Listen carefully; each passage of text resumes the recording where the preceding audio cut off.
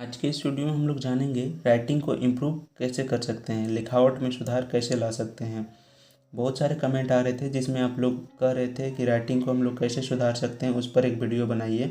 इस संबंध में हमने कल भी एक पोस्ट डाला था जिसमें अधिकतर लोगों ने कहा कि हाँ राइटिंग पर वीडियो बनाइए और कुछ लोगों ने ना भी कहा। तो इसी संबंध में आज हम वीडियो बना रहे हैं जिसके लिए हमने 6 पॉइंट को चुना है। इन्हीं 6 पॉइंट को आप अपना कर अपनी राइटिंग में सुधार ला सकते हैं। तो इन 6 पॉइंट को पहले हम लोग जान लेते हैं। पहला पॉइंट है लिखने की आदत बनाइए। दूसरा पॉइंट है शब्दों और अक्षरों को सही तरीके से लिखें। तीसरा पॉइंट है शब्दों के आकार पर ध्यान दें। चौथा पॉइंट है लिखावट में ज़्यादा दबाव ना दें। पांचवा पॉइंट है लिखावट में जल्दबाजी ना करें। और छठा पॉइंट है लेखन सामग्री का चयन। इन 6 पॉइंट को हम बारीकी से जानेंगे। पहला पॉइंट है लिखने की आदत बनाइए। अच्छी लिखावट के लिए लेखन का अभ्यास करना अत्यंत ज़रूरी है। जब तक आप लिखेंगे नहीं तब तक आपकी राइटिंग में कोई सुधार नहीं होगा। इसीलिए ज़रूरी है कि आप बार बार प्रैक्टिस करते रहें। जितना अधिक आप लिखेंगे उतना ही आपकी राइटिंग में सुधार आएगा। अगर आपसे कोई अक्षर नहीं बन पा रहा है, कोई अक्षर सुंदर ढंग से नहीं बन पा रहा है, तो आप उसको बार बार प्रैक्टिस करें। पहले उसको सुधार कर लेना है, फिर आगे बढ़ना है। बात करते हैं कि आप लिखेंगे किससे। अगर 8वीं 9वीं के विद्यार्थी हैं तो आप अपने पाठ्य पुस्तक का भी प्रयोग कर सकते हैं, अखबार का भी प्रयोग कर सकते हैं। बात आती है कि आपको कितना बार लिखना है, तो आप हो सके कम से कम 2 बार ज़रूर लिखें। एक बार सुबह, एक बार शाम में, 2-2 पेज करके। आपकी राइटिंग में ज़रूर इम्प्रूवमेंट आएगी। ये हुआ हमारा पहला पॉइंट। दूसरा पॉइंट है शब्दों और अक्षरों को सही तरीके से लिखें। जब भी आप कुछ लिख रहे हैं, कुछ शब्द या अक्षर लिख रहे हैं, तो आप विशेष ध्यान दें। जैसे कि हमने यहाँ लिखा है लिखने, ल ख न, ल और ख के बीच का गैप और ख और न के बीच का गैप का जो दूरी है वो लगभग सेम है। आप इस चीज़ पर विशेष ध्यान दें कि ये जो दूरी है अक्षर के बीच में लगभग सेम होना चाहिए। नहीं तो आप यहाँ ल लिख रहे हैं या ख लिख रहे हैं और यहाँ न लिख रहे हैं, इस तरह में आपका राइटिंग पर असर पड़ता है। इसीलिए आपको इस तरह का नहीं लिखना है। आपको जितना हो सके कि इसके बीच का डिस्टेंस है, दूरी है, वह लगभग सेम होना चाहिए, तभी आपकी राइटिंग अच्छी दिखेगी। उसी प्रकार आप शब्द में भी कर सकते हैं। एक शब्द से दूसरी शब्द का बीच का जो डिस्टेंस है उस पर भी विशेष ध्यान दें।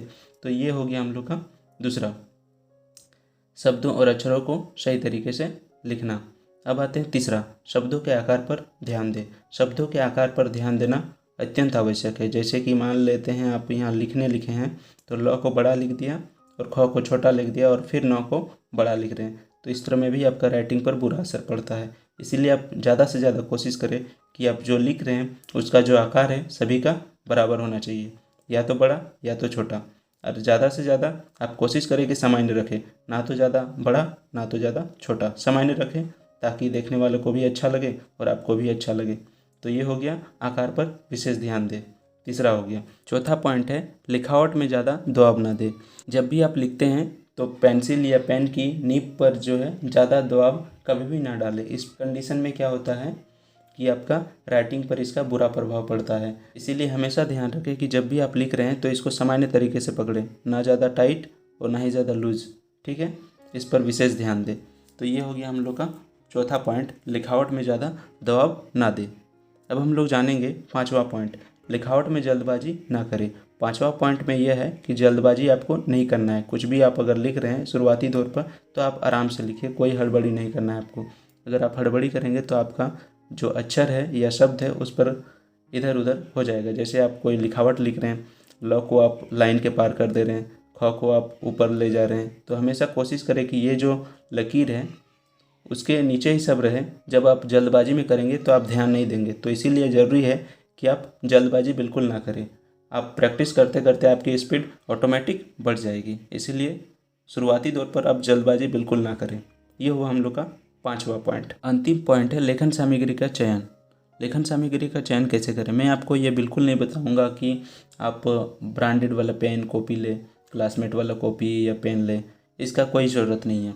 आप नॉर्मल 2 रुपये 3 रुपये 5 रुपये का भी पेन का प्रयोग कर सकते हैं, पेंसिल का भी प्रयोग कर सकते हैं राइटिंग इम्प्रूवमेंट के लिए। हाँ, ध्यान रखें कि आपका कॉपी जो है थोड़ा पेज उसका मजबूत होना चाहिए। नहीं तो पतला वाला में होता क्या है कि आप कुछ अक्षर लिख रहे हैं और वो फट गया, उस कंडीशन में आपका राइटिंग इम्प्रूवमेंट नहीं हो पाएगा। आप थोड़ा जो कॉपी है वो थोड़ा अच्छा क्वालिटी वाला ले, 10-20 रुपया का ले। उससे कम अगर लेते हैं तो कॉपी अच्छा क्वालिटी का नहीं आता है। आप एक बार लिखेंगे तो दूसरा साइड में आसानी से उभर जाता है। इसीलिए आप कोशिश करें थोड़ा महंगा कॉपी ले, एक ही बार ही लगेगा, बार बार नहीं लगेगा। जब आपकी इम्प्रूवमेंट हो जाएगी तो आप कोई भी पेज पर लिख सकते हैं, राइटिंग अच्छा बेहतर हो सकता है।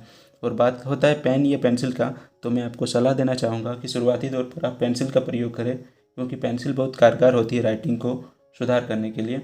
आप कुछ दिन पेंसिल का प्रयोग करें, फिर धीरे धीरे पेन का प्रयोग कर सकते हैं। या आप इन 6 पॉइंटों को अपनाकर आप अपनी राइटिंग में सुधार कर सकते हैं। अगर आपको वीडियो अच्छी लगी हो तो लाइक शेयर सब्सक्राइब ज़रूर करें। Thanks for watching.